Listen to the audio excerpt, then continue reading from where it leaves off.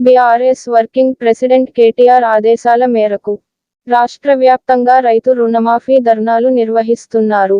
అందులో భాగంగా సంగారెడ్డి జిల్లా స్థానిక తహసీల్దార్ కార్యాలయం ముందు ఎమ్మెల్యే చింత ప్రభాకర్ ఆధ్వర్యంలో ధర్నా కార్యక్రమం నిర్వహించారు. ఈ సందర్భంగా చింత ప్రభాకర్ మాట్లాడుతూ రైతులకు ఆంక్షలు లేని రుణమాఫీ వెంటనే అమలు చేయాలని డిమాండ్ చేశారు. ఈ కార్యక్రమంలో డీసీసీబీ వైస్ చైర్మన్ పట్నం మాణిక్యం, మాజీ ZP chairman Manjushree Jaipal Reddy, TRS నాయకులు ఎంఏ హకీం, మాజీ సిడిసి చైర్మన్ కాసాల బుచ్చిరెడ్డి, విజయేందర్ రెడ్డి, మందుల వరలక్ష్మి, నక్క నాగరాజు గౌడ్, మాజీ జడ్పీటీసీ కొండల్ రెడ్డి, సునీత మనోహర్ గౌడ్, ఖాజా ఖాన్, చక్రపాణి, విఠల్, మధుసూదన్ రెడ్డి, బీఆర్ఎస్ జిల్లా నాయకులు, కార్యకర్తలు ఈ కార్యక్రమంలో పాల్గొన్నారు.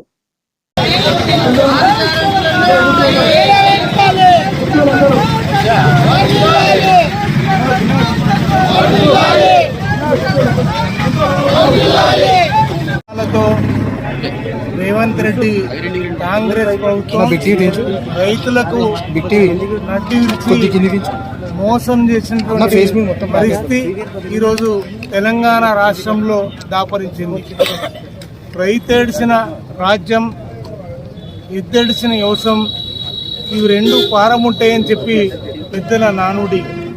ఈరోజు రైతులకు నట్టేట ముంచే ఆలోచనతో 2 లక్షల రుణమాఫీ ఎవ్వరికి ఏమీ చేయకుండానే తూతు మంత్రంగా చేతులు దులిపి మొత్తం అంతా అయిపోయింది అని తుమ్మల నాగేశ్వరరావు గారు వ్యవసాయ శాఖ మంత్రి వారు చెప్తారు.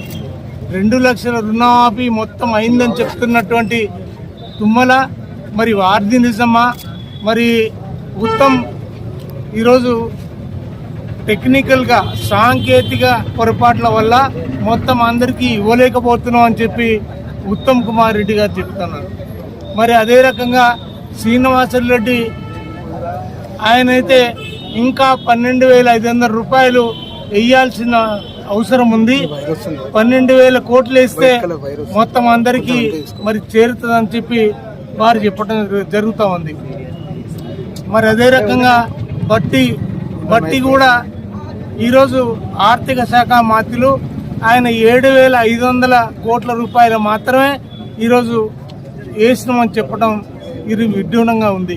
ఈరోజు మంత్రుల మధ్యన సఖ్యత లేదు, ఏం మాట్లాడుతున్నారో వాళ్ళకే తెలియదు. మరి అదే రకంగా మరి మొదటైతే 49,000 కోట్లు మరి రైతులకు చెల్లిస్తామని చెప్పి రేవంత్ రెడ్డి చాలా సభల్లో చెప్పిండు. మరి ఆ తర్వాత 40,000 కోట్లు మేము కడుపు కట్టుకొని 1 సంవత్సరం కష్టపడితే అందరికీ ఇవ్వచ్చు అని చెప్పి ఆయన్ని చెప్పిండు. మరి ఆ తదుపరి 31,000 కోట్లు మంత్రివర్గ సమావేశంలో మరి నిర్ణయించి ఈ రైతులకు సత్వరంగా ఇస్తామని చెప్పిండ్రు. బడ్జెట్లో పెట్టింది మాత్రం 26,000 కోట్లు. మరి రైతులకు ఇచ్చింది మాత్రం, ఇస్తామన్నది మాత్రం, చేస్తున్నది 17,000 కోట్లు మాత్రమే. అంటే వాళ్ళకి ఎక్కడ పొంతన లేదు. కానీ రైతులు ఈరోజు కళ్ళుల్లో ఒత్తులేసుకొని ఎప్పుడు ఇస్తారని ఎదురు చూస్తూ ఉన్నారు. దానికి రకరకాల ఆంక్షలు. ఐటీ ఉన్న రైతులకి ఇవ్వం, ప్రభుత్వ ఉద్యోగం అయితే ఇవ్వం, రిటైర్మెంట్ ఉద్యోగస్తులైతే ఇవ్వం. మరి ఈ రకంగా ఆంక్షలు పెట్టి ఎగనామం పెట్టి పావుల శాతం మాత్రమే రైతులకి ఈరోజు రుణమాఫీ ఇస్తున్నటువంటి పరిస్థితి. ఈరోజు 6 గ్యారంటీలైనా ఇచ్చిన ప్రతి హామీ అయినా ఈరోజు ప్రజలందరూ కూడా ఎదురు చూస్తూ ఉన్నారు. ఈరోజు ప్రజలకు ఇచ్చినటువంటి వాగ్దానాలు, అలవి కానటువంటి వాగ్దానాలన్నీ కూడా నెరవేర్చాలని ప్రజలు కోరుకుంటా ఉన్నారు. మరి ప్రజల పక్షాన టీఆర్ఎస్ పార్టీ కేసీఆర్ గారి నాయకత్వంలో, ఈరోజు కేటీఆర్ గారి నాయకత్వంలో ప్రజల పక్షాన, రైతుల పక్షాన మేము వాళ్ళంటూ ఉండి పోరాడతాం. అవన్నీ ఇచ్చి నెరవేరే వరకు మేము ప్రజల పక్షాన ఈరోజు ప్రభుత్వం మీద ఒత్తిడి చేస్తాం. జై తెలంగాణ.